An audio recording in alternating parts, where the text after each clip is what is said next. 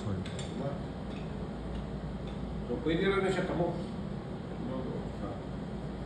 Now, si Sir, kabalo na ni. Karon, ang usual yun, ako kung sino bahalong diyan, magpraktikal mo. Usual yun na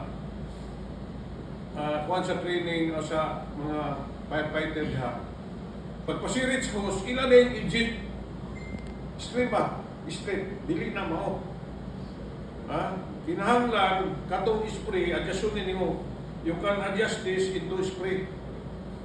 So, ang kalayo, dili yun mo direkto i-on. Kaya nga, especially oil pan, malampot din una.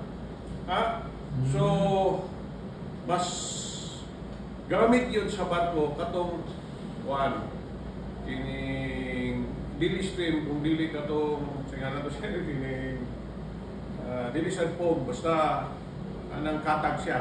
Kita niyo video kaniya, di ba? So, ingana gyapon ang taktika ninyo kaniya. Now, if somebody is the singala na nozzle man, naagi maghawid. Kita ninyo itong video nga naagi naghawid sa likod. Sa likod. Now, ang inyong tail should be like that position. Kahit pressurized na. Inikandam na kung pili mo natumba mo tungkol sa kusog eh. O baras mo eh. Unya, ang kauban sa inyo mo maghawid. Hawid siya sa hose. Hawid sa inyo baga. Kaya in case patumba ka, pugnan ka niya. So duha mo sunod. Ang usa dito sa hose, ang usa sa dito sa nozzle. So, unya mag-practice man eh. Now, kini kung sa may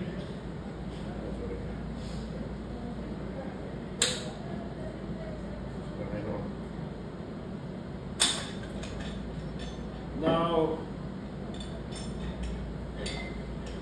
what do you think? Is this the right way of rolling the hose? Kini sakto man eh.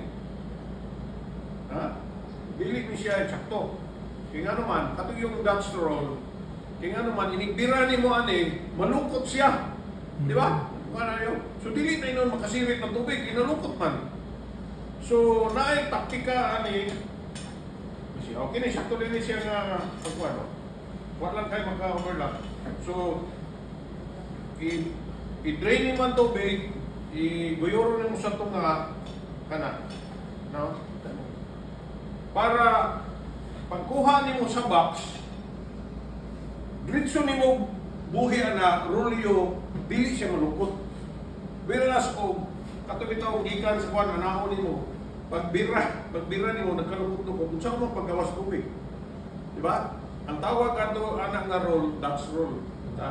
Batayan na ninyo may naadiha sa atong practicum site karon. So, pag ikaw masakit, ang usa, ang